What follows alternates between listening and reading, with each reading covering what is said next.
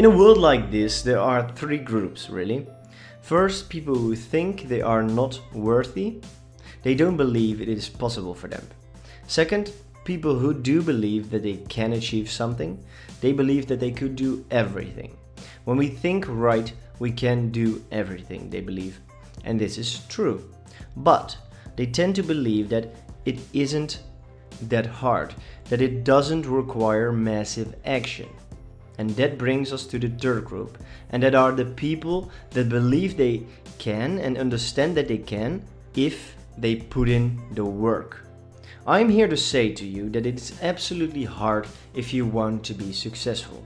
If you want to become famous or rich or something like that, you need to work your fucking ass off, as we say all the time.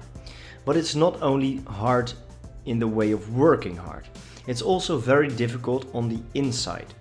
You get a feeling of doubt and worry, and you will be insecure about your products or services which you provide.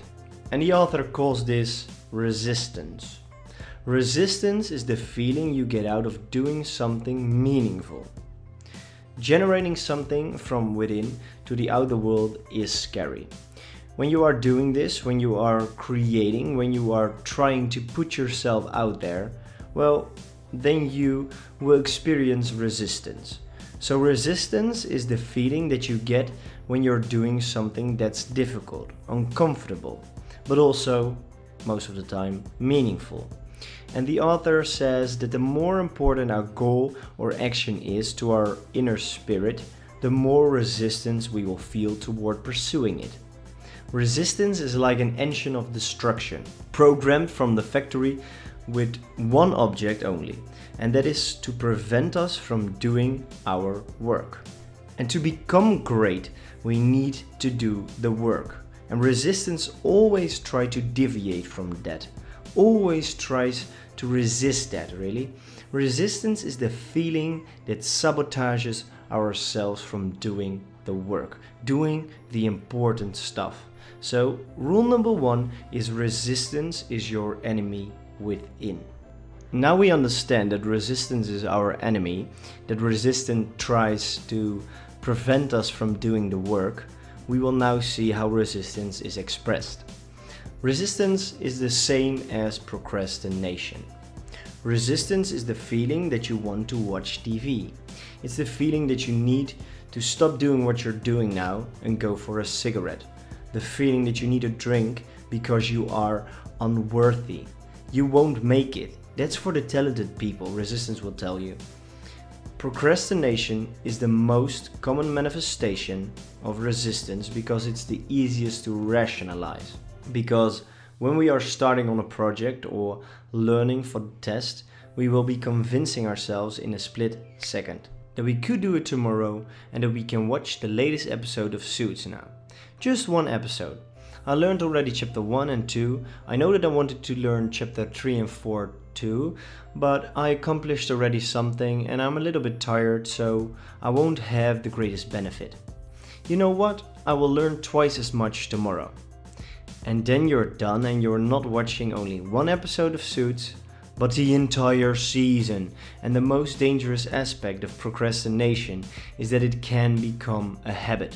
And it will. We don't just put off our lives today, we put them off to our deathbed, because next day we will learn again 2 chapters, and obviously we are going to convince ourselves again through a different and more subtle excuse, but we're obviously going to convince ourselves again and again and again.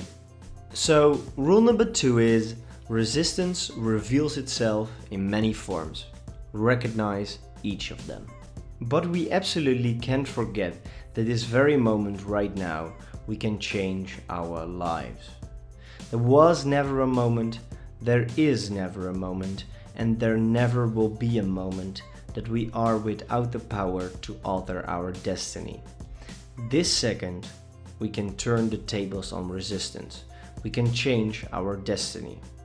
For example, this second right now, we can sit down and do the work instead of watching this video.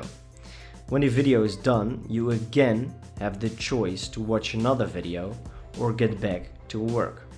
And this is only for those who find themselves procrastinating right now. But if you're watching with the intention to learn something, if that is the task at hand right now, well, then it's fine. Then you are doing the work, doing what you need to do.